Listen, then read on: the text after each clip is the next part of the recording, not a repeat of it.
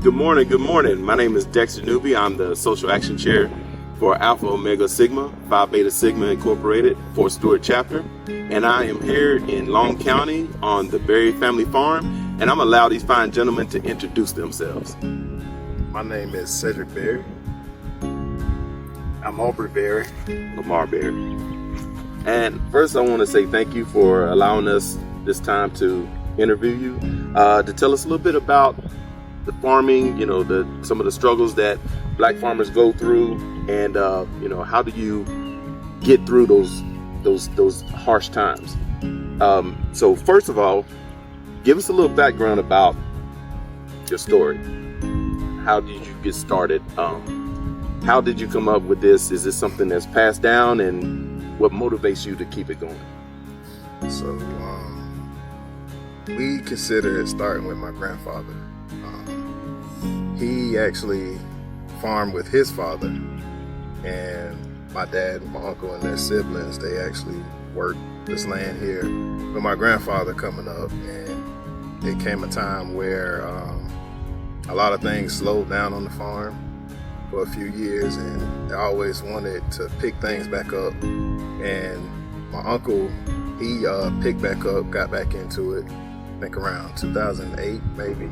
And then my dad later joined, they retired, and then a few years after that, myself and my cousin Tony, we got together and wanted to do something, so we decided to get into it, and we all began to work together and started branding things and started going from there, running things as a business.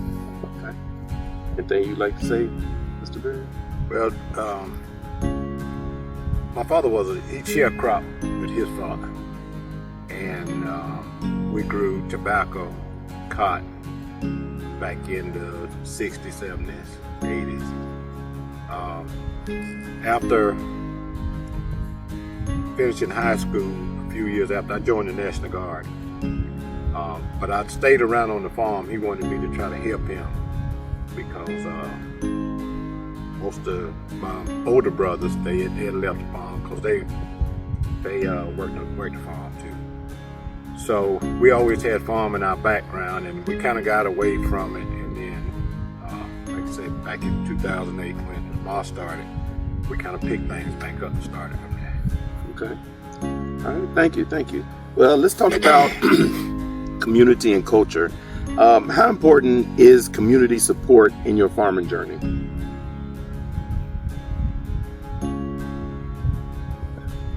Yeah, go ahead. I think it's important. It brings a sense of community. Farming brings a sense of community, because I can remember being younger, like they'd tell you go around the corner and maybe take these potatoes to so-and-so and pick up a bunch of greens from them or something like that. So keeping that community and showing the next generation the importance of community and working together. Mm-hmm. Well, my father, he always grew a garden. Back in the day, we used to, we had hogs and we had cows, and they would take us in the sugar cane.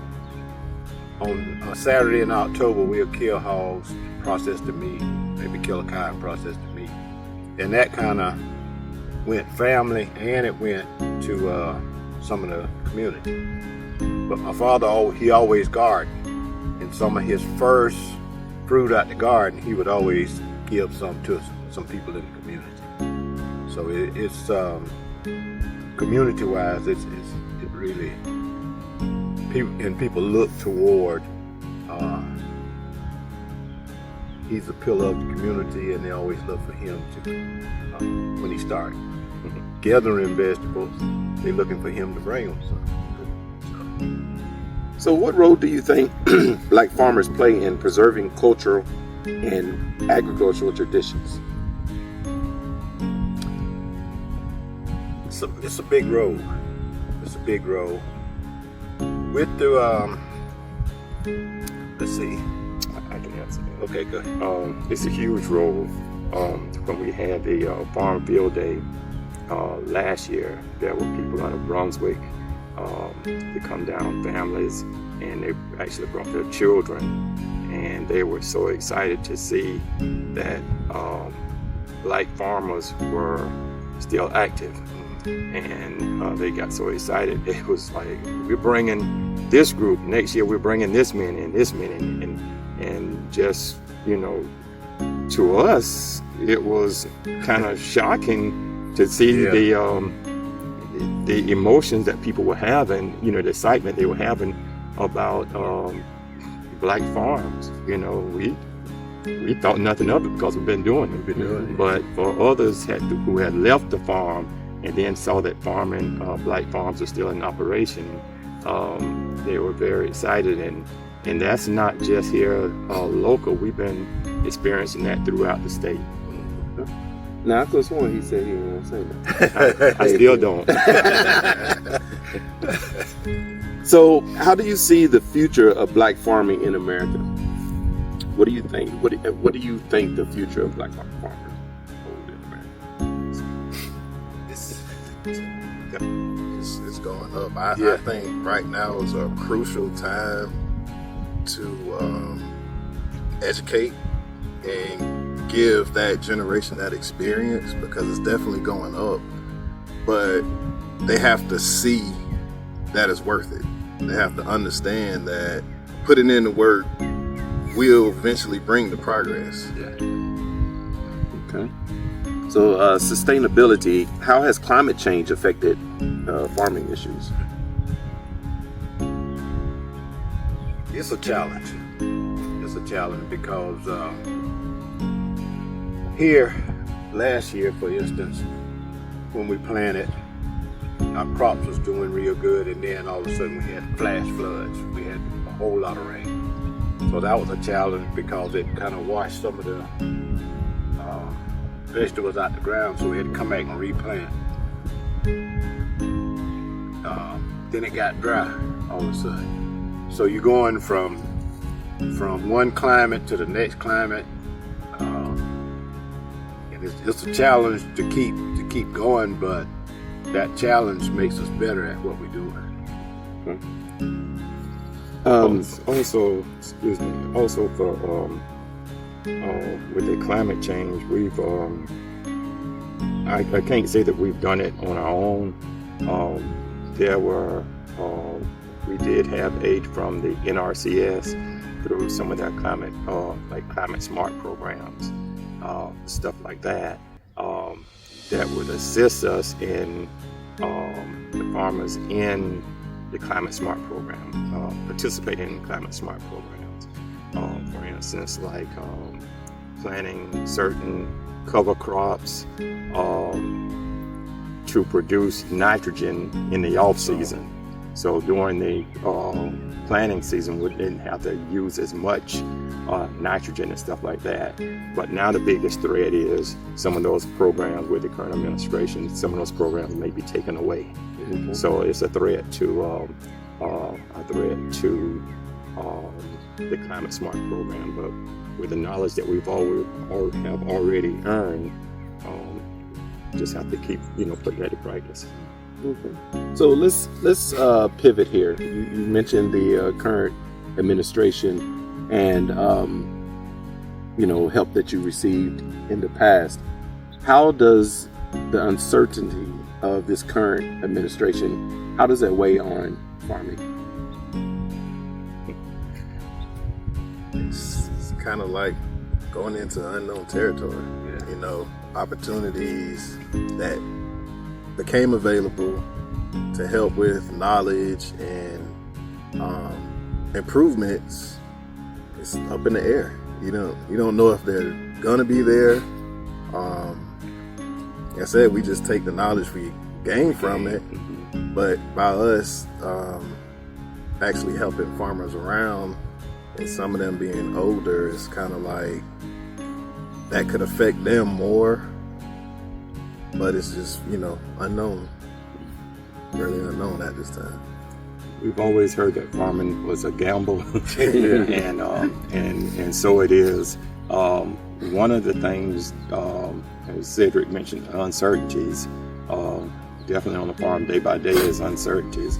but for a forecast, current forecast, if we can look at it that way, the way that prices are going right now, the threat of if fuel prices go up, then of course fertilizer's going up and everything like that, and that's the biggest hit. To us as hay producers, cattle farmers, because our tractors are the life of the farm, and they have to run. And that fuel, man, you can spend a lot of money in fuel, and then fertilizer. If we don't get fertilizer on the fields, you're not gonna make a crop. So that's a big threat right now. But the Lord has brought us through it, and other farmers, dad and granddad, year by year over the past generation. So we're looking for that same outcome. Okay. It sounds like you gotta have a lot of faith. Definitely. Okay. So business and marketing. How do you sell your products? Right now, we have an online store, and we attend farmers market down in Savannah. We're working on getting into the Hinesville farmers market, but between that and just word of mouth around the community. Okay. Have you faced any difficulties in getting fair prices? Not really. We kind of stand on the quality that we produce, and kind of, our price is our price, and there's somebody out there that's willing to pay for that, understand the importance of quality. So do you think there are enough opportunities for Black farmers to compete in the agricultural market?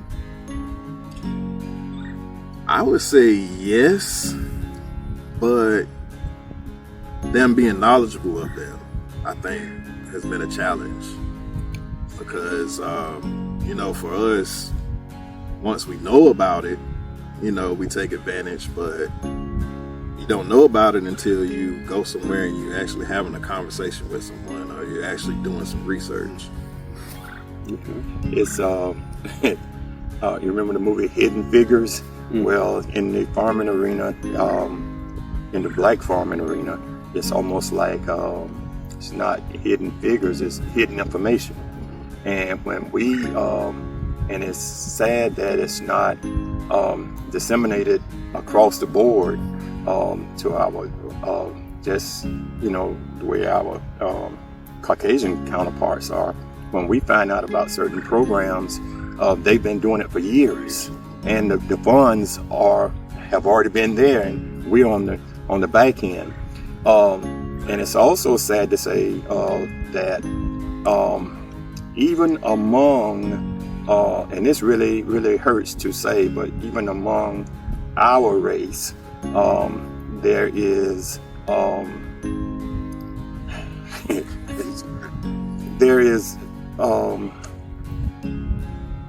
withdrawals of information, hesitation to give out certain, sharing information, and we've made it our goal to put a stop to that. If we gain knowledge or something, we're sharing it. We're sharing it with the other farmers. It ain't not taking anything from us. We're just spreading the market, helping other farmers to succeed. We get this knowledge, we're sharing it with them. If we hear a better market, we're sharing it with them. Whatever it takes. If we find success in a product or in whatever, a cheaper fertilizer that's still good, we're sharing it with them. We find something like better genetics in the bulls or whatever like that to make our sales, our cow sales better. We're sharing that. And so we want to definitely put a stop to that old adage that, I keep everything to myself. All right, so legacy and advice. First, I would like to ask you, you talked about your father and your grandfather and how he would openly share. What did y'all learn from that? And how did that impact you growing up? It impact me personally. It impact me because if I have something, it teaches me to share more. We could take this and kind of shelter it, keep it to among ourselves, but we wasn't taught that way. We was always taught to share, to look out for those that's needed. You know, that was instilled in us with our mother and our father. So if we see that where we can share, we will share. Even though we have to charge sometime to be sustainable in what we do, but we share. I would look at it as, because we come from our families faith base, and definitely live according to the Word of God. Give and it shall be given. And to carry that on, we actually will donate our time. And it's not just us, but it's a group of farmers. We would still go around to other farms and help them with their cattle, help them vaccinate their cattle. We call it working the cattle, whatever they need. We're going 100 miles away, 100 miles away here in Georgia, and with a group of black farmers, just helping one farmer. Might help this one farmer this Saturday, another farmer that Saturday. We just, to us, it's just the right thing to do. It's just helping someone, and it creates definitely a stronger community of black farmers. We sharing information. We go there, we work them. One person might be, and there are older black farmers in the area, and of course, they may have a way of doing things, and they have a certain way of doing things, and they have spoken out of their own mouth that they are willing to. They've seen things that work for us, and for some of the other farmers, and they spoke out of their own mouth that they're still willing to listen and to gain knowledge from the younger generation, even though it means changing their practice. So it's win-win. And so what about you? I think it's very important. Everything they said, very important for my generation, because the generation coming behind us are watching us, and we kind of have to, when they see a younger person, because in their mind, a farmer's just an old person with overalls and all, but them being able to see somebody younger doing it and teaching them as well, I think it's important for that generation to understand, so they understand how important it is to keep that family legacy, to keep that land. Me and Tony talk about it all the time. It brings us joy to see our grandfather come out here and his chest is sticking out because he see us out here working, and he make the comment, I just can't wait to see y'all pull those vegetables out of that garden. Like, that brings him joy, and to see that bring him joy, it makes it worth it. And it gives us that push to, okay, let's keep going, let's keep spreading this knowledge, bringing other people along. Because I know when you came to the event, now your son has some bad boots on. Yeah. So I see he's following in the footsteps. Yeah. I had to show him the benefits of doing it. It's not just getting out here in the dirt and getting dirty. Showing him, people are interested in our everyday life. So, what legacy? What would you pass on to young black farmers that want to get into farming and do what y'all do? What information would you give them? What motivation would you give them?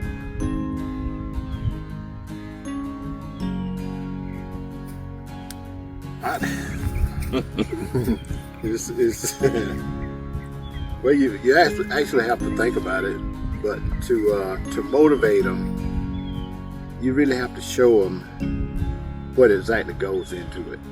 What a farmer really have to do. There's gonna be good days, there's gonna be bad days. So we can't show them that on our bad days, our struggle gonna stop us.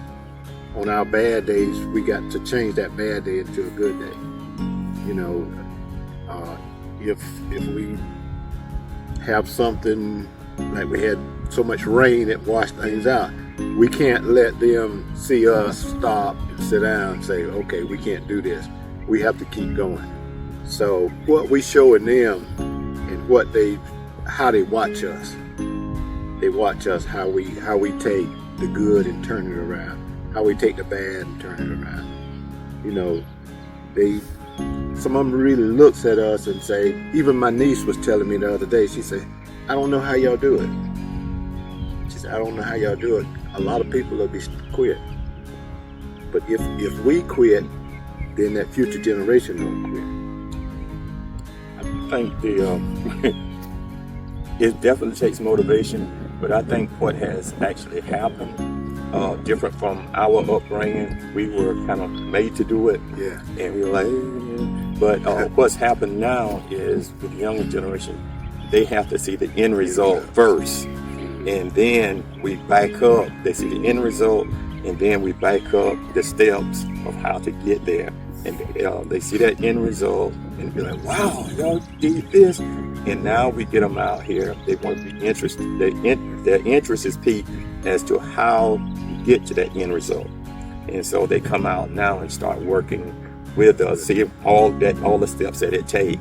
And they see that it's a lot of work, but the end result had such a powerful impact on them that they're willing to do that. And because they are education-driven generation, they see that it still takes education to do it, and they can. It's definitely education involved, and it can provide a good living. So this is my last question, right? This is it, my last question. And then y'all got to comment after this, okay?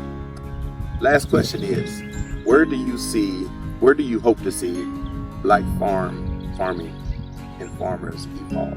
How would you like to see it in the future? I would like to see it. I'd like to see our numbers go back up. You know, this we always hear stories about this many years ago is this many black farmers, and now it's this many, and we only own this percentage of land. But there's new ways of doing things with urban farming coming along now. So even with urban farming to even an acre or two, you know, I would just like to see them start and gradually get back to where we used to be. So you know, having conversations is, you look at, like, as a culture, we don't own anything. We have to go here to get this, we have to go here to get that. And I think getting that interest back will eventually push us to understanding the importance of owning.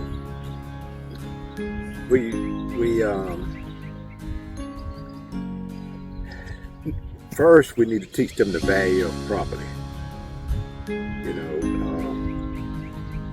a lot of families leave the estate, the property to the siblings, but the first ones want to sell.